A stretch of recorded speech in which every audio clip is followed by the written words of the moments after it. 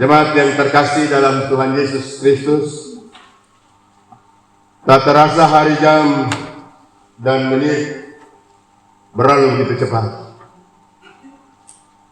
Hari ini kita ada di minggu yang ke-11 dan hari yang ke-71, minggu penderitaan Tuhan Yesus yang ke-14. Mengapa kita harus merayakan minggu sengsara sampai 7 minggu dalam perjalanan kehidupan orang percaya? Ini untuk kita dapat merespek, merenungkan perjalanan Via Dolorosa yang dijalani oleh Tuhan Yesus. 7 minggu ini tidak sekedar agenda, jadwal, program gereja, tapi ini makna teologisnya sangat mendalam. Bagaimana setiap orang percaya menyadari dan memahami ada satu pengorbanan untuk mengampuni dosa dunia ini. Bapak Ibu jemaat yang saya kasihi dalam Tuhan Yesus, kalender GKI di Tanah Papua dalam triwulan yang pertama, khotbah kita adalah pembaharuan. Pembaharuan yang dimaksudkan bukan pembaharuan setiap dari manusia, tapi pembaharuan dalam konteks dan keinginan Allah itu sendiri. Jadi kalau pembaharuan terjadi karena teori kita, karena logika kita, karena apa yang kita laksanakan, itu sudah termasuk pembaharuan.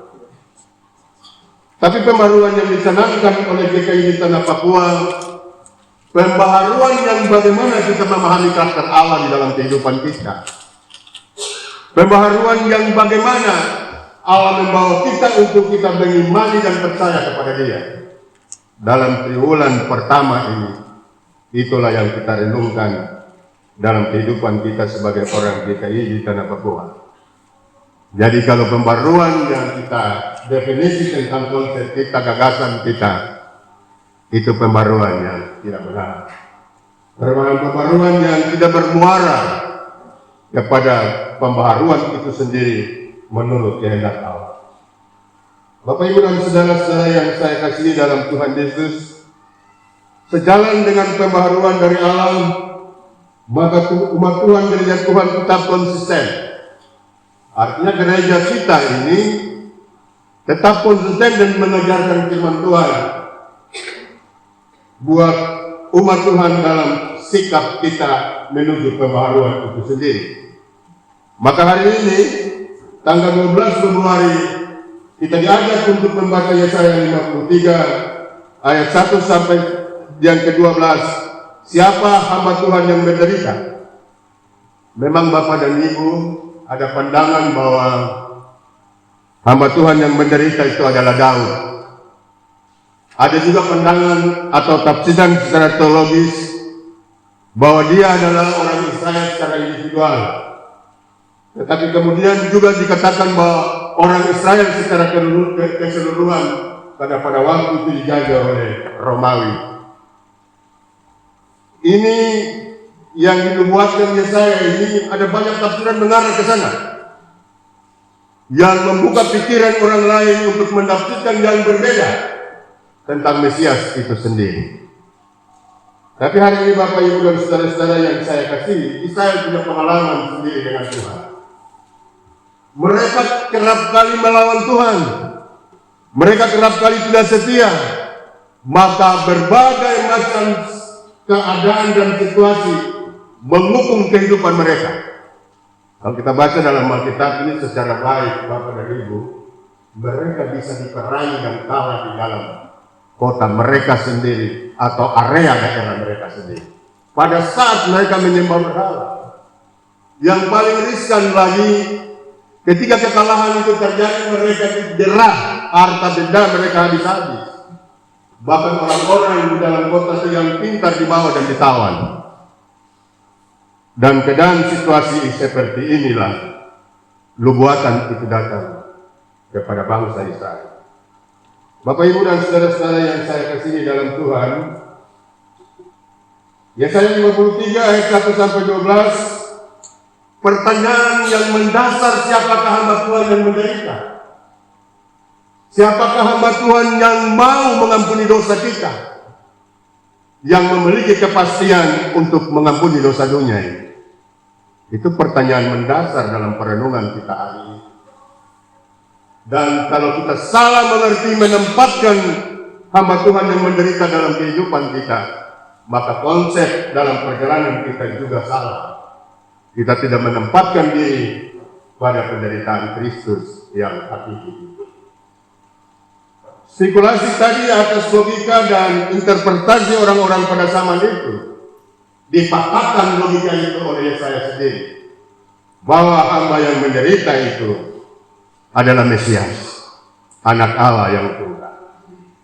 Bapak Ibu dan saudara-saudara yang saya kasihi dalam Tuhan, kita tidak perlu berspekulasi lagi sebagai orang percaya. Kalau ada spekulasi yang kita bangun dalam kehidupan kita, dalam iman kita kepada Tuhan, maka kita tidak mengenal Kristus secara pribadi. Kita tidak mengenal Kristus dan membangun kehidupan kita di dalamnya, sehingga kita akan mudah diterombang-ambing oleh arus dunia ini.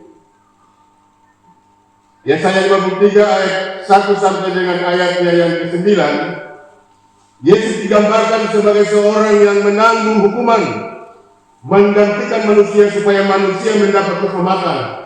Maka Yesus memikul dosa-dosa kita. Bapak Ibu dan Saudara, jelas dalam firman Tuhan kita pagi ini. Dan jangan kita membangun persepsi yang lain untuk mengasihi Tuhan dalam kehidupan kita. Kita harus bangun di atas dasar mengimani Tuhan. 1 Korintus pasal 5 ayat 21 katakan begini. Firman Tuhan berkata, dia yang tidak mengenal dosa telah dibuatnya menjadi dosa karena manusia, supaya di dalam dia kita dibenarkan oleh Allah. Dengan demikian kita tepis semua pandangan lain, sebab Kristus adalah hamba Tuhan yang menderita itu.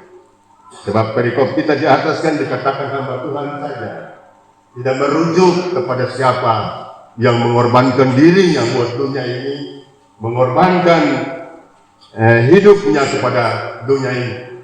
Tapi kita sudah menemukan di dalam ayat saya pasal 53 ini sendiri, ayat yang pertama sampai dengan ayat yang ke-9 tadi. Bapak Ibu dan saudara-saudara yang saya kasihi dalam Tuhan Yesus Kristus, ayat pertama sampai dengan ayat yang ketiga, firman Tuhan memberi kesaksian tentang Yesus Kristus adalah tanaman muda yang bertumbuh sebagai taruh.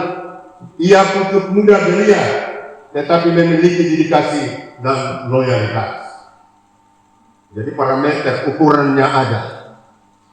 Kalau mau jadi hamba Tuhan, ukuran indikatornya tadi.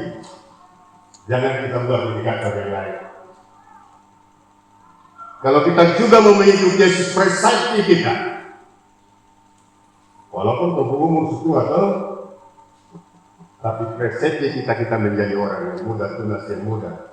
Dalam gambaran teologianya, artinya kita mau dituntun oleh Allah. Di dalam gambaran teologi bahwa kita adalah orang-orang yang mengikut Kristus, orang-orang yang senantiasa dipandu oleh Kristus, maka kita menemukan jalan kebenaran. Itu makna teologi. Jangan sampai kita salah persepsi dan kita membangun kehidupan ini kepada hal-hal yang lain.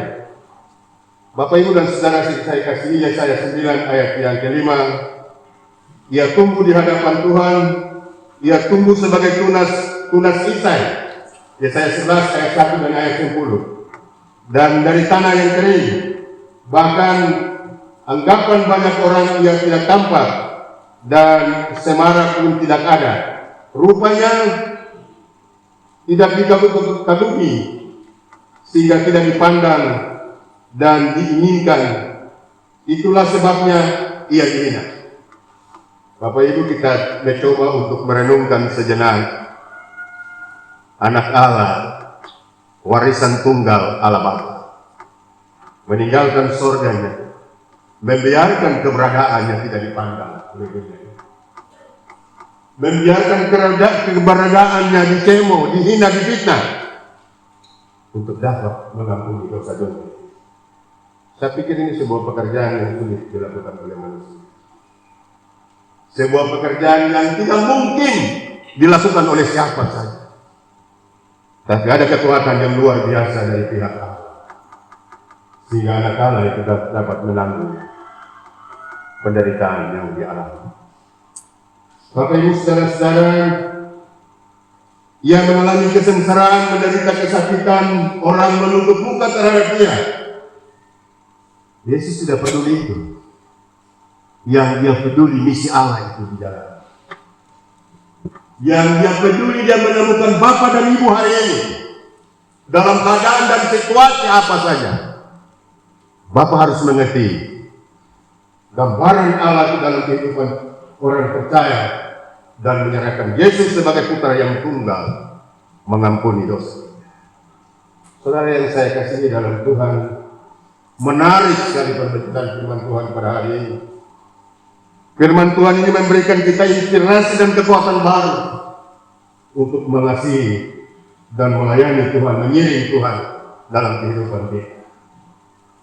Bapak dan Ibu saudara yang saya kasihi, ayatnya yang keempat sampai dengan yang keenam. Mengapa ia mengalami penderitaan, kesakitan, kehinaan seperti disaksikan ayat 1 sampai dengan ayat yang ketiga? Apakah karena salah dan dosanya sendiri? Tidak. Kita juga mengira dia dipukul dan ditindas Allah karena kesalahan dosanya dan kesetiaannya. Hamba Tuhan mengalami penderitaan, kesakitan dan tidak diperhitungkan adalah karena penyakit kita yang ditanggung. Jadi semua yang terjadi pada Kristus itu karena kita. Itu karena dosa kita. Itu karena pelanggaran kita. Baik yang tahu maupun yang tidak tahu. Dan sekarang orang yang tidak percaya kepada Tuhan, mereka kena saja. Tidak memiliki pandangan seperti begini. Juga termasuk orang percaya yang mungkin kaya, mungkin acuh tak acuh. Dia tidak tahu bahwa pengorbanan Kristus telah dikerjakan untuk mengampuni dosa. Saya flashback kembali tentang kehidupan saya. Pada saya berada di APO pada tahun 80-an ke atas, termasuk orang yang tidak mengenal. Tidak tahu juga ada pengorbanan yang sudah terjadi terhadap diri. Setelah saya membaca firman Tuhan ini dan membawa renungan hari ini, saya kaget sungguh.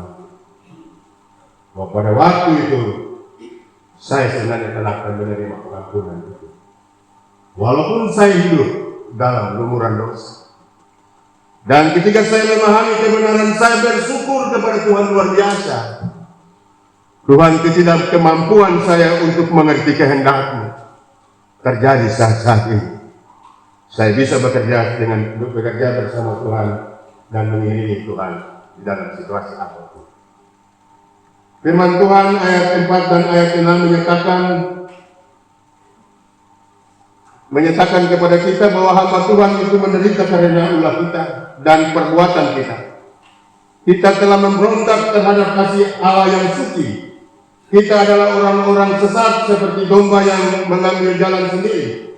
Maka kejahatan dan pelanggaran yang ditimpakan kepada hamba Tuhan yang suci itu dan tidak berdosa, supaya kita dibebaskan dari dosa dan mendapat pengampunan. Firman Tuhan minggu ini sungguh menarik Bapak Ibu dan saudara-saudara. Tidak menyentuh kepada teori yang banyak, tapi esensi masuk dalam pribadi semua orang percaya, supaya kita memahami jati diri kita masing-masing. Saya sebenarnya saat ini ada pada posisi yang mana? Saya sudah menyadari bahwa dosa saya yang banyak, yang besar itu telah ditebus. Dan saya merasakan pengorbanan Kristus di dalam kehidupan saya. Atau kita masih membiarkan keadaan ini terjadi. Ayat yang ke-9, yang ke-7 sampai dengan yang ke-9, firman Tuhan menjelaskan tentang sikap hamba Tuhan yang menerima dan menjalankan penderitaan. Ini Yesus ini adalah ahli waris kerajaan Allah, anak tunggal Bapa, tapi dia menerima keputusan yang Tuhan beri. Dia bisa saja memerintahkan bala tentara surga untuk mengalahkan semua penindasan yang dia terima, tapi dia tidak melakukan. Dia taat sampai mati. Dia setia atas perintah Bapa. Dia tidak melakukan pemberontakan ketika dia dituduh macam-macam. Dia menerima semua itu untuk kemuliaan Bapa, tetapi juga untuk pengampunan dosa dunia.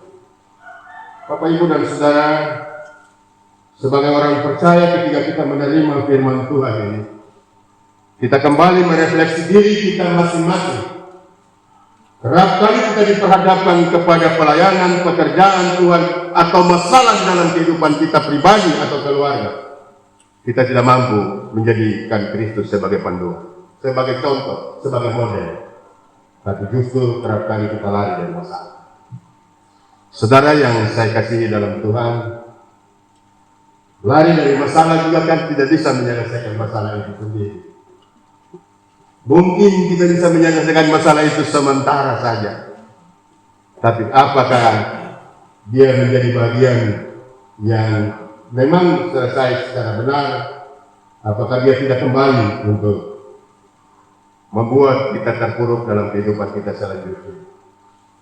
Bapak, Ibu, Saudara yang saya kasihi dalam Tuhan Yesus, Yesus tidak melawan, tidak membuka mulut ketika dia dituduh, ketika dia dihina, ketika dia direndam, sampai perjalanan Via Dolorosa itu dan digantung di bukit salib.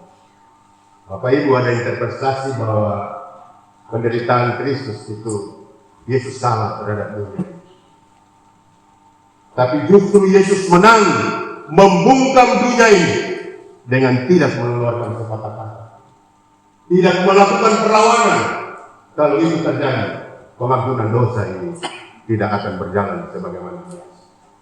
Tapi rencana kekekalan Allah itu diterima dan dilakukan, dan jembatan untuk keselamatan dan pengampunan dosa itu hanya terjadi pada Kristus. Minggu 12 Maret yang saya khotbah di tempat ini boleh cari jalan lain saja ke Roma. Tapi jalan ke keselamatan atau pengampunan dosa itu terjadi hanya di dalam Kristus. Bapak dan Ibu, ia dilupakan, bahkan kita sendiri juga mengalami saat tragis seperti itu. Mungkin kita berdiri jauh dan sambil menonton saja. Karena keadaan dan situasi tidak memungkinkan kita untuk membela Kristus. Keadaan dan situasi tidak membuat kita memiliki kekuatan untuk bersama Kristus memikul salib pada saat itu. Terus saja ketika Yesus memberitakan kita masuk ke Yerusalem dan anak manusia akan menderita, dia tarik kembali Tuhan Yesus ke samping, Guru, biarlah hal itu berlalu. Kata Tuhan, lalu Yesus menghadap dia, nyala engkau iblis. Itu murid yang bersama-sama dengan Tuhan Yesus. Apalagi kita yang hanya dapat dari sejarah.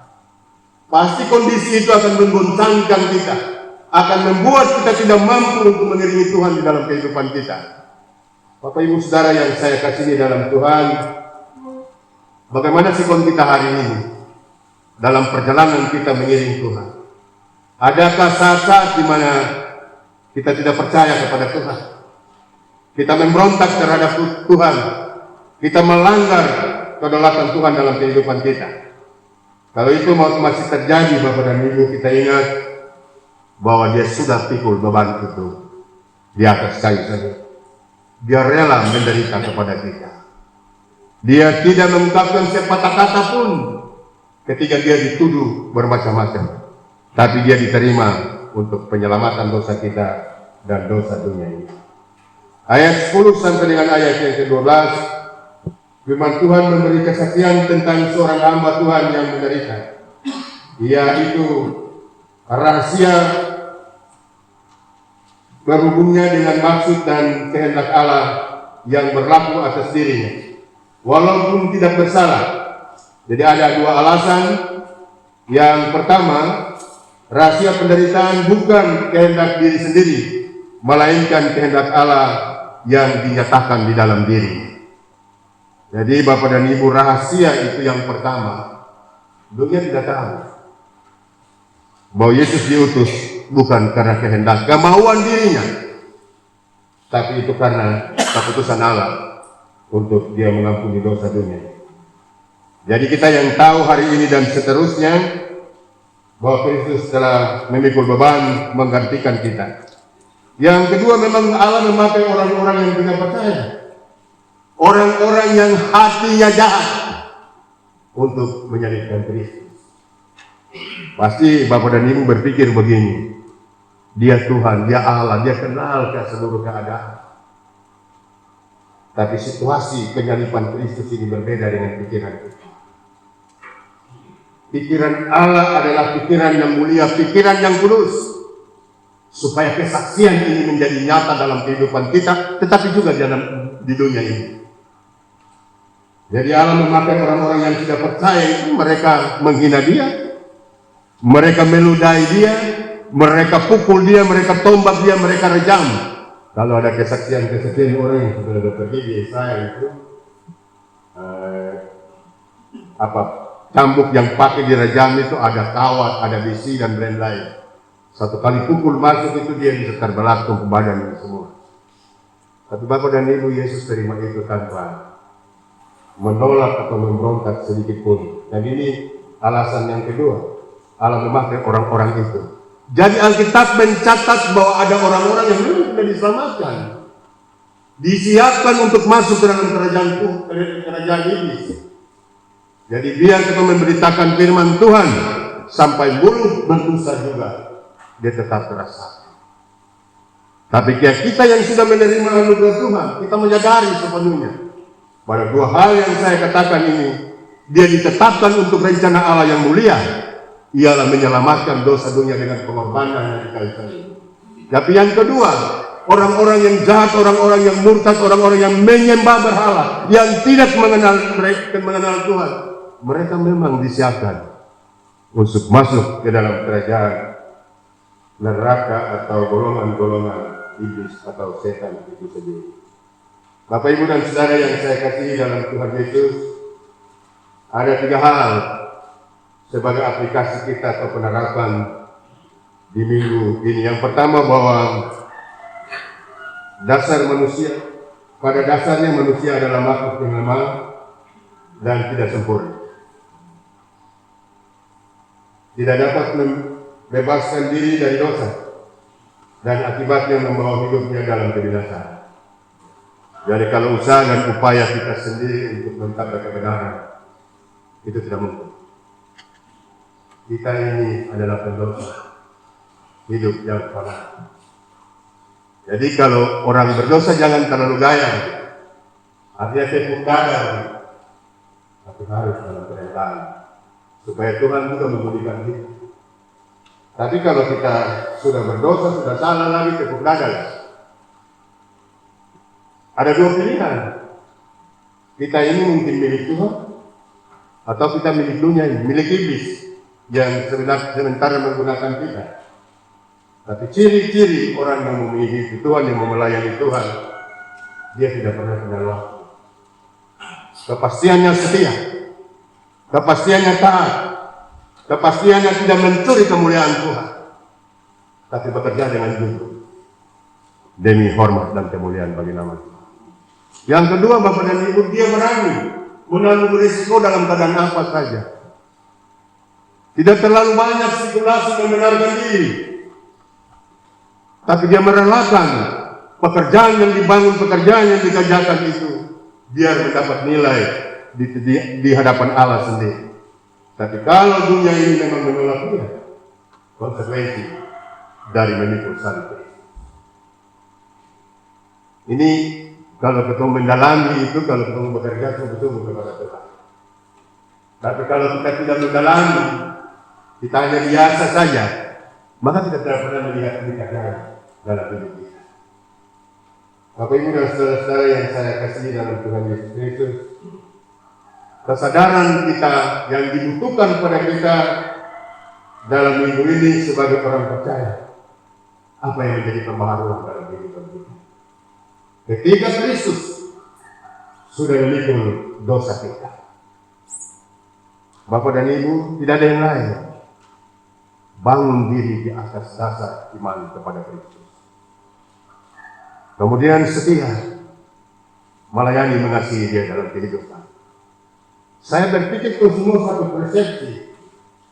Kita tidak mau pulang dari dunia ini menjadi orang yang benar atau orang yang ditolak Allah, tapi kita semua mau masuk ke dalam perjalanan Tuhan. Oleh pembaharuan dalam minggu ini sebagaimana Yesaya pasal 53 ayat 1 sampai dengan ayat yang ke-12, hamba yang menderita merujuk kepada Kristus yang mengampuni dosa dunia. Yang kedua, implementasinya kepada kita sekalian, kita harus mengikuti jejak hamba yang menderita. Dalam pergumulan hidup, dalam perjalanan pelayanan, apapun yang kita temukan di dalam kehidupan ini, pembaharuan, pemaknaannya dibangun di atas Tuhan. Jangan lari ya, jangan lari untuk mencari kebenaran kepada orang lain, atau lari untuk mencari kebenaran dalam diri sendiri. Tapi kebenaran hakiki kita temukan di dalam pengorbanan Kristus di kayu salib.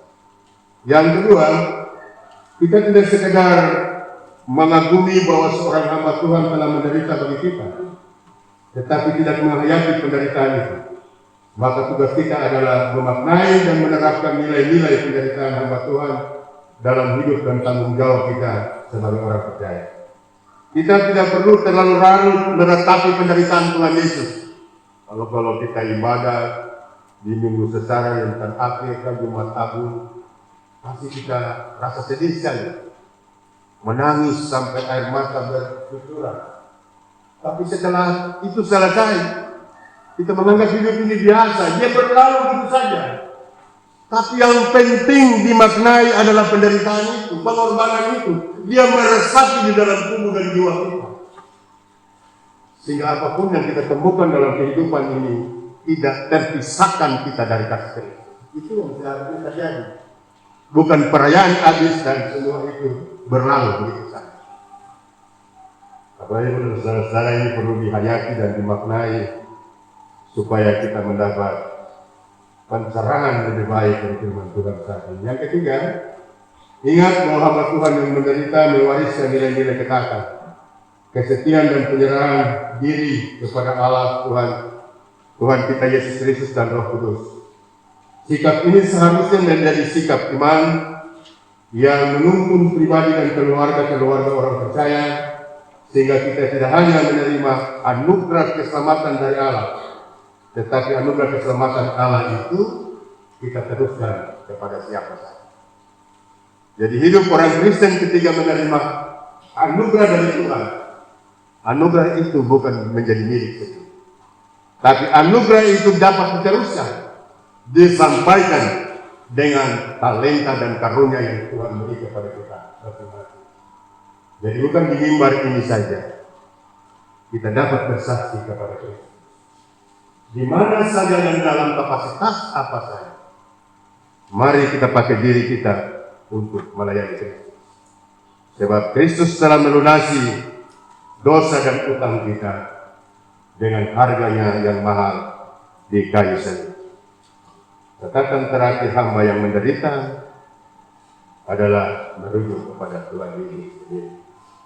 Jadi jangan dengar di sana sini ada tafsiran yang berbeda menggoncangkan iman dan percaya kita. Tapi percaya dengan kepastian yang penuh bahwa Dialah Mesias yang dikorbankan di kayu salib. Tuhan Yesus memberkati kita sekalian memasuki minggu kerja yang baru, dan kita tetap mempermuliakan nama. Amin.